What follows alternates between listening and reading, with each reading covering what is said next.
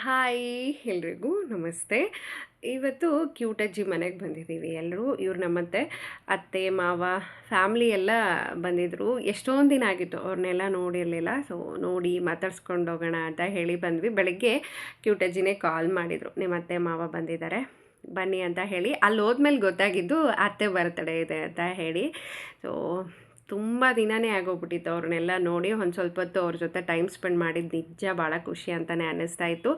ನಾವು ಬರೋಷ್ಟೊತ್ತಿಗೆ ಅಡುಗೆ ಕೂಡ ಎಲ್ಲ ರೆಡಿಯಾಗಿತ್ತು. ಇನ್ನು ಇದು ನಮ್ಮ ಅತ್ತೆಯವರ ಫ್ಯಾಮ್ಲಿ. ಕ್ಯೂಟಜ್ಜಿ ಯಾರು ಅಂತ ಕೇಳ್ತಿರ್ತೀರ, ಇವ್ರ ತಾಯಿ, ನಮ್ಮ ಅತ್ತೆಯವರ ತಾಯಿ, ನಮ್ಮ ಮಾವ, ನಮ್ಮ ಅತ್ತೆಗೆ ಇಬ್ಬರು ಗಂಡು ಮಕ್ಕಳು, ಸಂಜು ಮತ್ತು ವರುಣ್. ಒಬ್ಬರು ಡಾಕ್ಟ್ರು, ಒಬ್ಬರು IAS ಮಾಡ್ತಿದ್ದಾರೆ. ಸೊ ನಮ್ಮ ಅತ್ತೆಯವರ ಫ್ಯಾಮಿಲಿ ಇದು.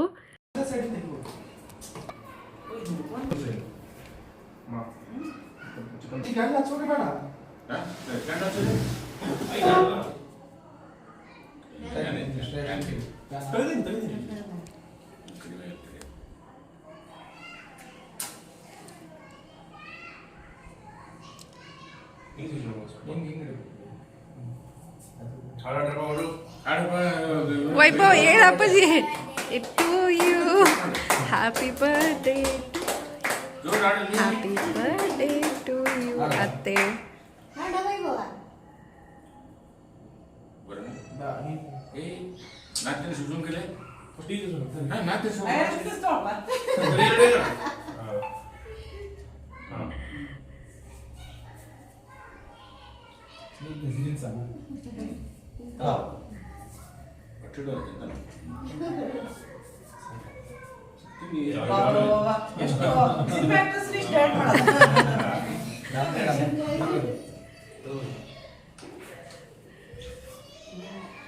ಸಂಜಯ್ ಅಮ್ಮ ಏನಂತ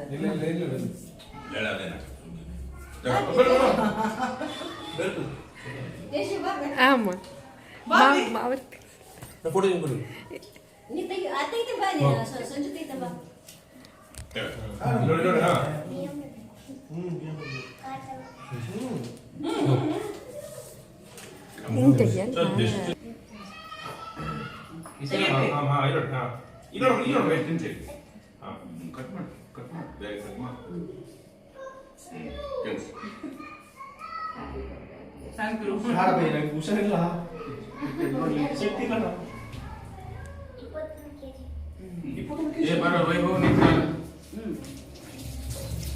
ಅಜ್ಜಿಗೆ ತಿನ್ಸು ವೈಭವ.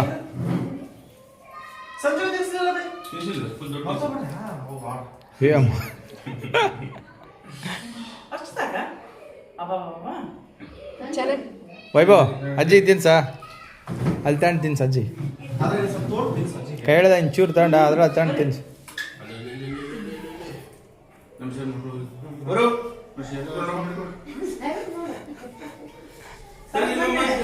ಕೇಕ್ ಕಟ್ ಮಾಡ್ದೆ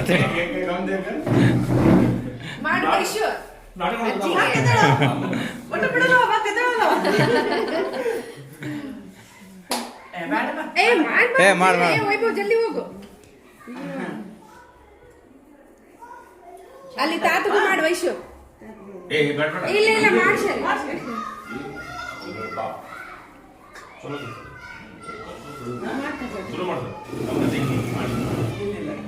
ಇಲ್ಲ ಅಜ್ಜಿ ಮಾಡಿ.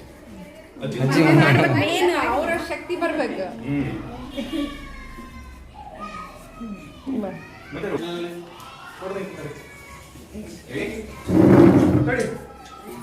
ತಿನ್ಸೋಗಲಿ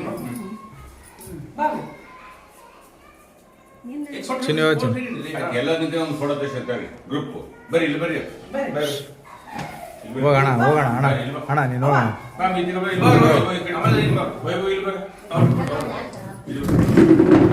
ತಾ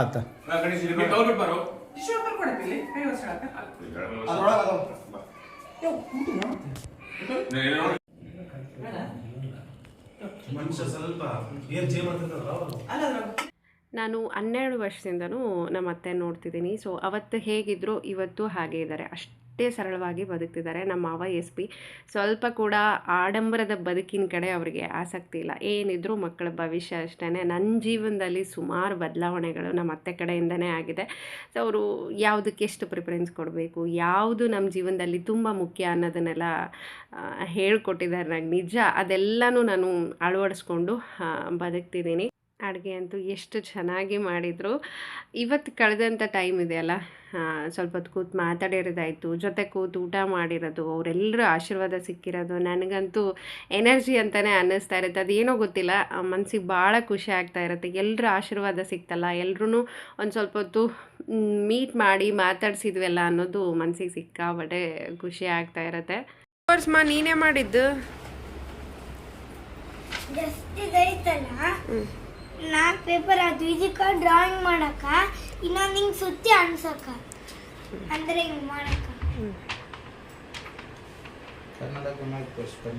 ಇನ್ನು ಶನಿವಾರ ಸೊ ವೈಭವನ್ ಸ್ಕೂಲ್ ಇಲ್ಲ, ವೈಶುದು ಸೆಲೆಬ್ರೇಷನ್ ಇರುತ್ತೆ. ಹಾಗಾಗಿ ಅವಳು ಸ್ಕೂಲಿಗೆ ಹೋಗೋದಕ್ಕೆ ಅಂತ ಹೇಳಿ ರೆಡಿ ಆಗಿದ್ದಾಳೆ. 6th ಅಲ್ಲ, ಹಾಗಾಗಿ ಈ ವರ್ಷದಿಂದ ಇರುತ್ತೆ ಅವ್ರದ್ದು. ವೈಭವ್ ಅವ್ರ ಪಪ್ಪನ ಜೊತೆ ಹೋಗಬೇಕು ಅಂತ ಹೇಳ್ಬಿಟ್ಟು ನೈಟೇ ಬಾವುಟನೆಲ್ಲ ರೆಡಿ ಮಾಡ್ಕೊಂಡಿದ್ದಾನೆ. ಇನ್ನು ವೈಶುದು 7 ಗಂಟೆಗೆಲ್ಲ ಬಸ್ ಬರುತ್ತೆ.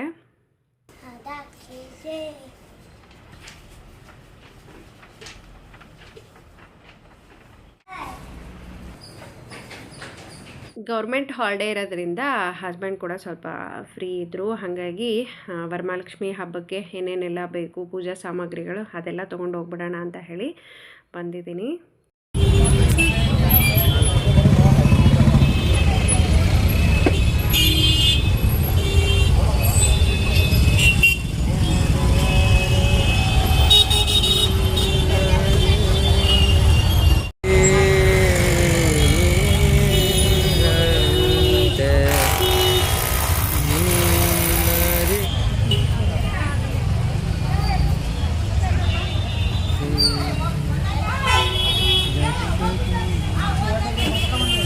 ಅದು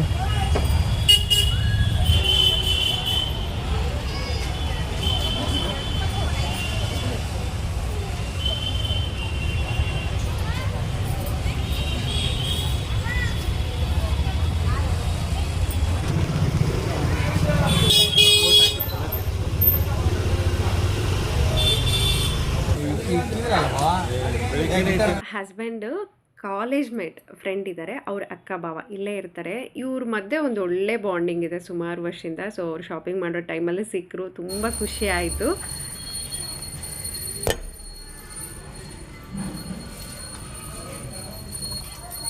ಸರ್ಪ್ರೈಸ್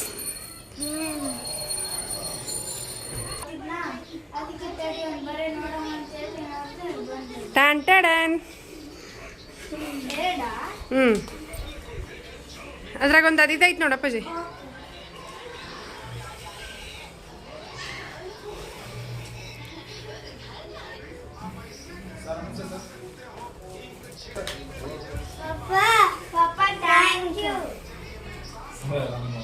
ಈ ಸರಿ ಸ್ವಲ್ಪ ಬೇಗನೆ ಪೂಜಾ ಸಾಮಗ್ರಿಗಳನ್ನೆಲ್ಲ ತೊಗೊಂಡು ಬಂದೆ ನಾನು. ಹಸ್ಬೆಂಡು ಮತ್ತು ಅವರು ಸೋಮವಾರಲಿಂದ ಅವ್ರ ಡ್ಯೂಟಿ ಸ್ಟಾರ್ಟ್ ಆಗೋಗ್ಬಿಡುತ್ತೆ, ನನ್ನೆಲ್ಲೂ ಕರ್ಕೊಂಡು ಹೋಗಲ್ಲ ಅವರು ಅಂತ ಹೇಳಿ ಅಕ್ಕಿ ಕೂಡ ಖಾಲಿಯಾಗಿತ್ತು, ಅದನ್ನು ತೊಗೊಂಡು ಬಂದೆ. ಅಮ್ಮ ಇರೋರು ಒಂದು 3-4 ವರ್ಷ ಇದ್ದರು ಜೊತೆಗೆ. ಅವರು ಅಂದರೆ ವರಮಹಾಲಕ್ಷ್ಮಿ ಹಬ್ಬಕ್ಕೆ ಬರೋರು. ಸೊ ಹಬ್ಬ ಮುಗಿಸ್ಕೊಂಡು ಹೋಗ್ತಾಯಿದ್ರು, ಪ್ರತಿಯೊಂದು ಅವ್ರ ಜೊತೆ ಹೋಗಿ ತರ್ತಿದ್ದೆ. ಅವರು ಕೂಡ ಊರಲ್ಲಿ ಮಾಡ್ತಿದ್ದಾರೆ. ಇನ್ಮೇಲೆ ನಾವು ಮಾಡ್ಕೊಂಡು ಹೋಗಬೇಕು ಹಬ್ಬನ. ಸ್ನ್ಯಾಕ್ಸಿಗೋಸ್ಕರ ಅವಲಕ್ಕಿನ ಮಾಡ್ಕೊಳ್ತಿದ್ದೀನಿ. ಚಕ್ಲಿ ಮಾಡಿದ್ದೆ, ಆಮೇಲೆ ರಾಗಿ ಮಂಡಾಳ ಆಯಿತಾ. ಈ ಸರಿ ಅವಲಕ್ಕಿ. ಸಾಯಂಕಾಲ ಟೈಮ್ ಆಯಿತು ಅಂದರೆ ಏನಾದರೂ ಕೇಳ್ತಾನೆ ಇರ್ತಾನೆ ಅವನು. ನನಗೆ ಬೇಜಾರಾಗ್ತಾಯಿತ್ತು. 2 ದಿನಗಳಿಂದ ಅಂದ್ಕೊಳ್ತಿದ್ದೀನಿ, ಅದು ಹಂಗೆ ಮುಂದಕ್ಕೆ ಹೋಗ್ತಾನೆ ಇತ್ತು. ಸೊ ಇಲ್ಲ, ನನಗೇನಾದರೂ ತಿನ್ನೋಕ್ಕೆ ಬೇಕೇ ಬೇಕು ಅಂತ ಕೇಳ್ತಾ ಇದ್ದ ಅಂತ ಹೇಳಿ ಬೇಗ ಬೇಗ ಮಾಡಿ ಕೊಡ್ತಿದ್ದೀನಿ. ಸ್ವಲ್ಪ ಅವಲಕ್ಕಿನ ಬಿಸಿ ಮಾಡ್ಕೊಂಡಿದ್ದು. ಈ ಕ್ಲೈಮೇಟಿಗೆ ಅಷ್ಟೊಂದು ಕ್ರಿಸ್ಪಿ ಇರಲ್ಲ, ಅದು ಬಿಸಿ ಮಾಡ್ಕೊಂಡು ಮಾಡಿದಾಗ ತುಂಬ ಚೆನ್ನಾಗಿ ಬರುತ್ತೆ, ಬೇಗ ಆಗೋಗುತ್ತೆ ಅಷ್ಟೇ. ಈ ಅವಲಕ್ಕಿ ಆಯಿತು, ಮಂಡಾಳ ಆಯಿತು, ಜಾಸ್ತಿ ಟೈಮ್ ತೊಗೊಳ್ಳಲ್ಲ ನಮಗೆ. ಚಕ್ಲಿ ನಿಪ್ಪಟ್ಟು ಈ ಥರ ಮಾಡಿದಾಗ ತುಂಬ ಟೈಮ್ ನಿಂದಿರಬೇಕಾಗುತ್ತೆ ಗ್ಯಾಸ್ ಮುಂದೆ. ಸೊ ಮುಗಿಸ್ಕೊಂಡೆ ಇದನ್ನು ಒಂದು ಬಾಕ್ಸೆಲ್ಲ ಹಾಕಿಟ್ಬಿಟ್ರೆ ಮತ್ತೆ 1 ವಾರ 10 ದಿನ ನೆಮ್ಮದಿಯಾಗಿ ತೊಗೊಂಡು ತಿಂತಾರೆ. ಜಾಸ್ತಿ ಅವನು ಬಾಕ್ಸಿಗೆ ತೊಗೊಂಡು ಹೋಗ್ತಿರ್ತಾನೆ. ಇಲ್ಲ ನನಗೆ ಬಾಕ್ಸಿಗೆ ಕೊಡಿ, ಯಾಕಂದರೆ ಬೆಳಗ್ಗೆ ತಿಂದಿಲ್ಲ ಅಂದರೂ ಕೂಡ ಬಸ್ಸಲ್ಲಿ ಬರಬೇಕಾದ್ರೆ ತಿನ್ನೋದಕ್ಕೆ ಚೆನ್ನಾಗಿರುತ್ತೆ ಅಂತ ಹೇಳಿ. ಹಾಗಾಗಿ ಕೇಳ್ತಾನೇ ಇರ್ತಾನೆ. ಏನು ಅವಲಕ್ಕಿ ರೆಡಿ ಆಯಿತು, ಬಾಕ್ಸಲ್ಲಿ ಹಾಕಿ ಎತ್ತಿಡ್ತಿದ್ದೀನಿ. ಮೊನ್ನೆ ನಾನು ತುಪ್ಪ ಕಾಸಿದ್ದೆ, ಅದನ್ನು ತೋರಿಸ್ತೀನಿ ಯಾವ ಥರ ಮರಳಾಗಿ ಬಂದಿದೆ ಅಂತ ಹೇಳಿ. ಎಷ್ಟು ಘಮ ಇದೆ ನಿಜ, ತುಂಬ ಚೆನ್ನಾಗಿ ಬಂದಿದೆ. ಜಾಸ್ತಿ ತುಪ್ಪ ಏನಾದರೂ ನಾವು ಕಾಸಿದ್ದೀವಿ ಅಂತಂದರೆ ಅದರಲ್ಲಿ ಒಂದು ಕಣ್ಣೆ ಬೆಲ್ಲ ಹಾಕಬೇಕು. ಆ ಫ್ಲೇವರು ಟೇಸ್ಟ್ ತುಂಬ ಚೆನ್ನಾಗಿರುತ್ತೆ. ನಾನು ಕಾಣಿಸ್ತಿದೆ ಅಂತ ಅಂದ್ಕೊಂಡಿದ್ದೀನಿ. ಎಷ್ಟು ನುಚ್ಚಾಗಿ ಬಂದಿದೆ ನೋಡಿ.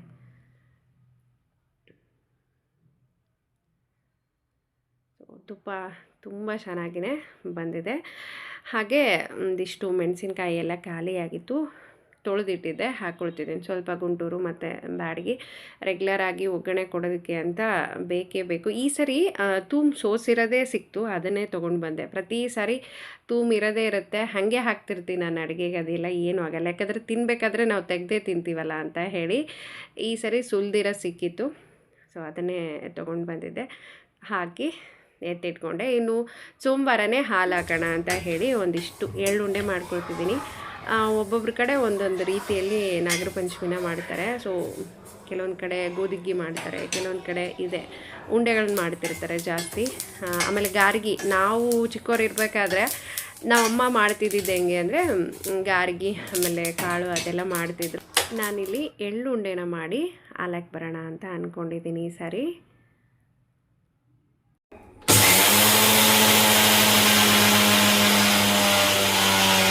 ಮೊದಲು ನಾಗರ ಹಬ್ಬ ಅಂದರೆ ಜೋಕಾಲಿ ಕಟ್ಟೋದಂತೆ, ಆಮೇಲೆ ಕೊಬ್ಬರಿ ಕಟ್ಟೋದಂತೆ, ಎಷ್ಟೆಲ್ಲ ವೆರೈಟಿ ಉಂಡೆ ಮಾಡೋರು. ಶೇಂಗಾ ಉಂಡೆ, ಎಳ್ಳು ಉಂಡೆ, ಗಾರ್ಗಿ, ಆಮೇಲೆ ಪುಟಾಣಿ ಉಂಡೆ, ಎಷ್ಟೊಂದೆಲ್ಲ ಮಾಡೋರು.